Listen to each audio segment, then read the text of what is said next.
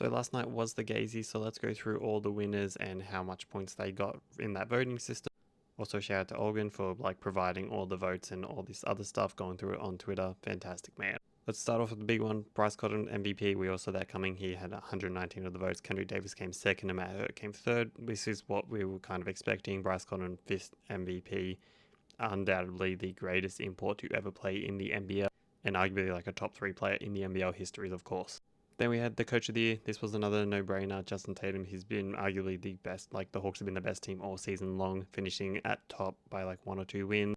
And Josh King respectively coming second. But yeah, this one wasn't close. Dean Bickerman came third. Feels like Josh King should have had a bit more votes compared to Dean Bickerman, but it is what it is.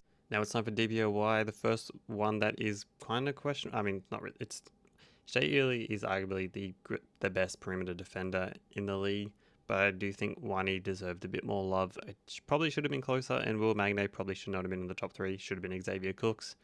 I would fight for this till the day that I die. Xavier Cooks deserved more love than what he actually got, especially in the All-NBL awards. Now we come up to the first team. We have Bryce Cotton, Kendrick Davis, Matt Hurt, Trey Kell, Tyler Harvey. We have the Hawks back duo, and then we had the top 3 MVP contenders. This is an interesting one, the first All-American All-NBL first team that Olgan reported. That's pretty cool, but I do feel like some of the guys that missed out probably deserve. I don't know if Tyler Harvey and Trey Kell.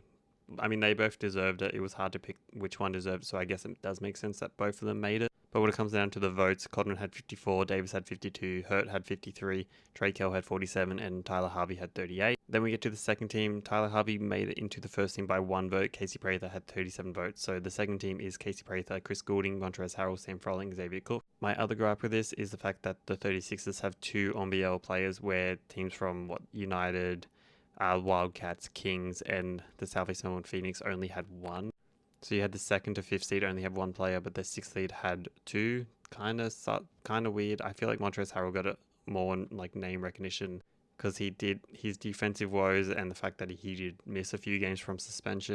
But I guess that didn't hurt as much. Sam Froling sneaked in there, so congrats Sam Froling for making the All-NBL second team with that 19 votes. Xavier Cook's only at 26 votes. That is astonishing. How does this man get so disrespected so much? I do think the fact that the Sydney Kings' woes and their struggles have affected a lot of people's views on him this season. Then we had Kawhi Doi winning 6th Man of the Year. We all knew this was happening. It is what it is. It was a landslide, not even close. Alex Tui won the Next Gen, which kind of feels like they're trying to boost his stock price, and the fact, Alex Tui did deserve an award, so he played phenomenal. He's arguably one of the Kings' most consistent players. But it also feels like Taron Armstrong doesn't get the recognition among players in the NBL that the fans give him.